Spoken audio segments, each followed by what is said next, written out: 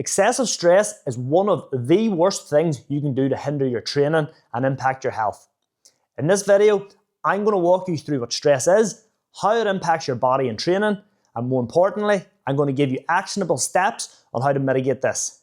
We'll look at how you should train in periods of high stress, supplements and nutrition protocols, as well as lifestyle alterations you can make. I'm Darren. I'm a performance health coach and osteopath.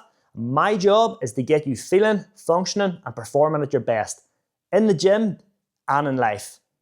If your goals are to optimize your health, maximize your movement and become the best version of yourself, then make sure you hit subscribe. Now, let's dive in. Before we get into it, it's important to note that not all stress is bad.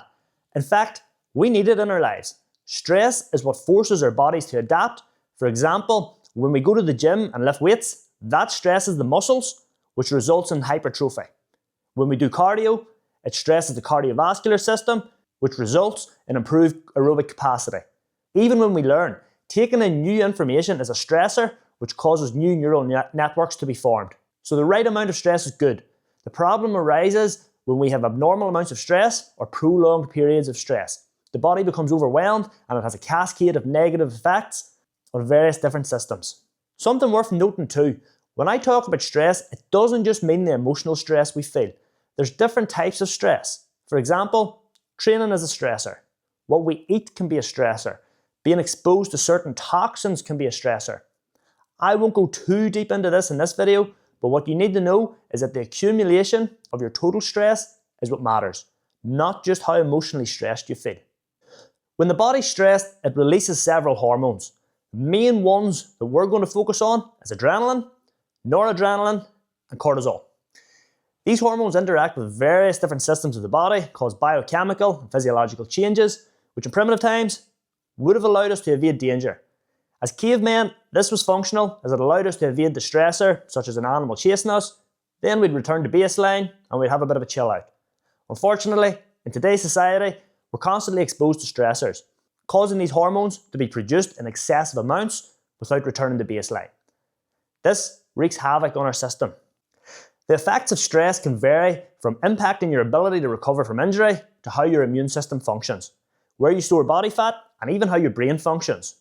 Now, let's take a deeper dive into each of these. Cortisol is one of the big players, and it massively impacts our ability to train and recover.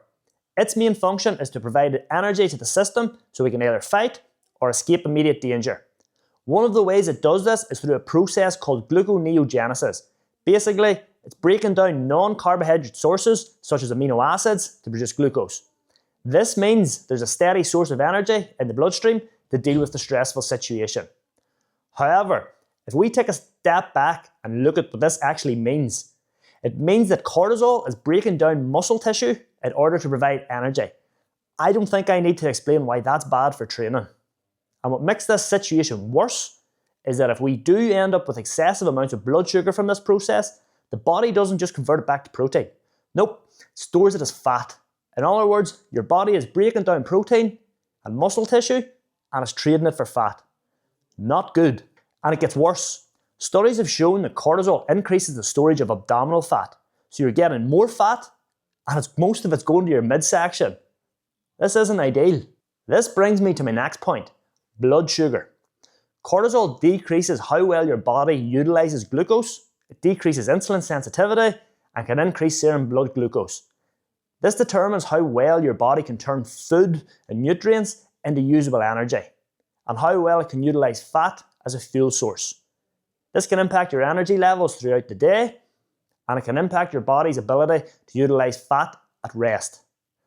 This means your body primarily wants to use carbohydrate as its main energy source. This makes it very, very difficult to actually burn fat. On top of all this, prolonged stress impacts the immune system. It stimulates various pro-inflammatory chemicals and downregulates many of the anti-inflammatory chemicals. This causes widespread systemic inflammation, free radical activity, which can impact your gut health and your body's natural ability to recover. Additionally, it causes a decrease in your white blood cells and makes you more prone to getting sick. So as you can see already, there's a lot of negative effects from excessive stress. And it doesn't stop there. There's more. The stress hormones adrenaline and noradrenaline are produced from an amino acid called tyrosine. Tyrosine is an important amino acid that's also required to manufacture thyroxine, which is necessary for healthy thyroid function, and it's also needed to manufacture certain neurotransmitters such as dopamine. When we're highly stressed out, the body prioritizes producing adrenaline and noradrenaline, as these are more essential to immediate survival. This means there's less tyrosine to manufacture dopamine and thyroxine, and ultimately leading to decreased function of these systems. This is bad because your thyroid impacts pretty much every cell in your body. It's necessary for metabolism, energy coordination, digestion, muscle contraction, heart rate, and mood. Dysfunction here can be catastrophic for how you feel, function, and perform in the gym and in your daily life. The depletion of tyrosine, which also impacts dopamine production, this is going to lead to a lack of motivation and drive, potential depression, irritability, and an increased craving for sugary foods. This goes without say. It's going to be very hard to see progress in the gym when you have no motivation to train and your body is desperately craving sugary foods. And to make matters worse, prolonged and excessive amounts of cortisol can shrink certain areas of the brain like the hippocampus. This area is responsible for memory and emotional awareness, so it can drastically impact your cognitive function. As you can see, stress has a widespread impact on your body, altering many physiological functions and hindering various systems. There are so many more alterations we could discuss, but to be honest, this video would be hours long if we went into all of them. So we're just going to look at a few more, then we will discuss how to work around this and set yourself up for success even while stressed. Now, this next one is one that nobody wants to hear, but cortisol will impact your testosterone levels. As the demand for cortisol increases, the body's DHEA stores are used up. DHEA is a precursor to the sex hormones such as testosterone and estrogen, so if there's less DHEA available, there's less ability to produce testosterone. Low testosterone can lead to symptoms such as loss of motivation, reduced libido, erectile dysfunction, reduced ability to build muscle and strength, and overall decreased enjoyment in life. Goes without say, we want to avoid all these symptoms as best we can. Cortisol's main function is to provide the body with energy, so it makes sense that sleep will be disrupted. High levels will make you feel wired but tired and make it very, very difficult to drift off. There's one thing that's clear in regards to training, performance, health and longevity, is that sleep is massively important for recovery and overall health. Poor sleep is also going to drive poor gut health, increased systemic inflammation, reduced sex hormone production, and blood sugar dysregulation.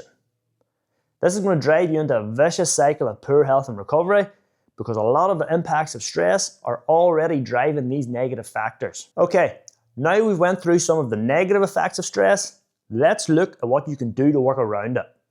Obviously, the best thing that you could do is actually remove the stressor at the source, but unfortunately, that's not always possible. So let's look at how you can modify your training, your nutrition, your lifestyle to minimize the impacts of stress. First, let's look at some nutrition protocols. As we discussed earlier, stress ramps up your body's need for certain nutrients. This means it's vital that we replenish them as best we can. So here are the main things that you want to be focusing on. First off, make sure you're getting enough protein in your diet.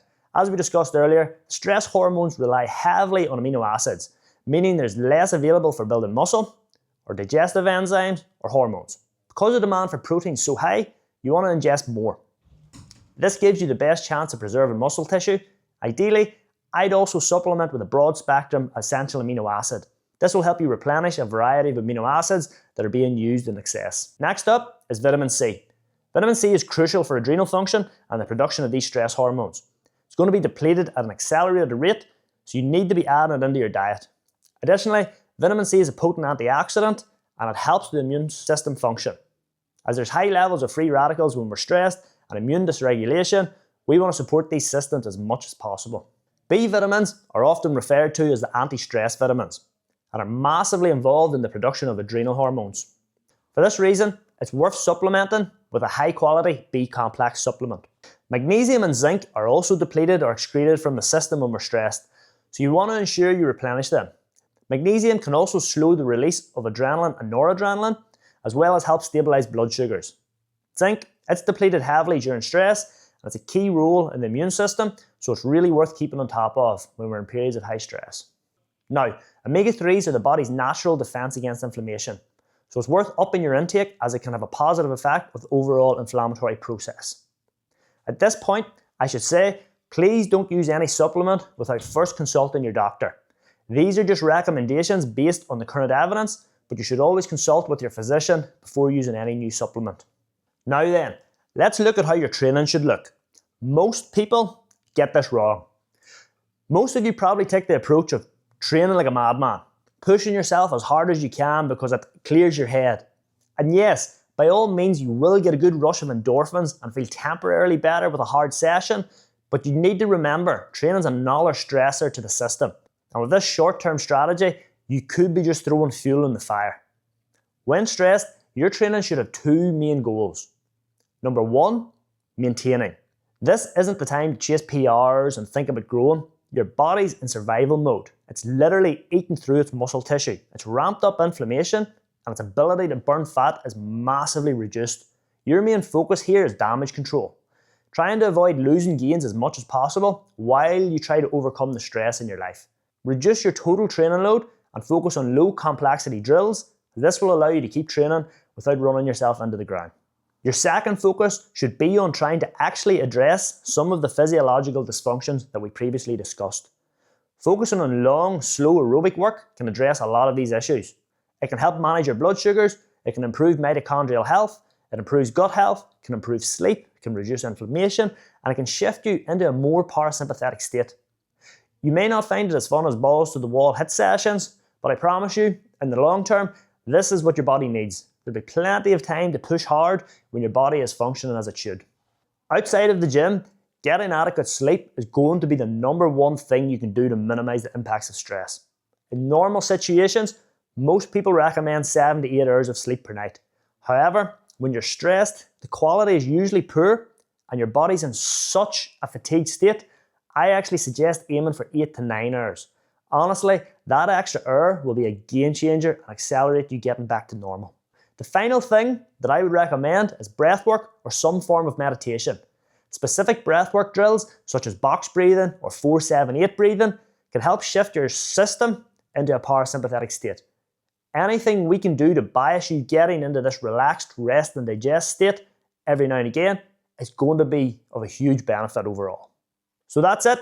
We've looked at what stress is and why it's necessary, how too much stress can alter our biochemistry, how it causes us to lose muscle, gain fat, have increased inflammation, reduces thyroid function, impairs neurotransmitter synthesis, impairs sex hormone production.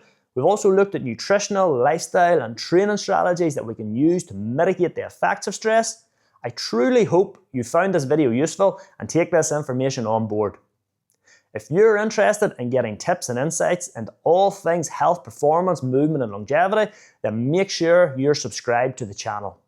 Additionally, if you want access to exclusive content, sign up to my newsletter via the link below. I send out an email every week with evidence-informed strategies to help you perform at your best. Thank you for watching, and I'll see you in the next one.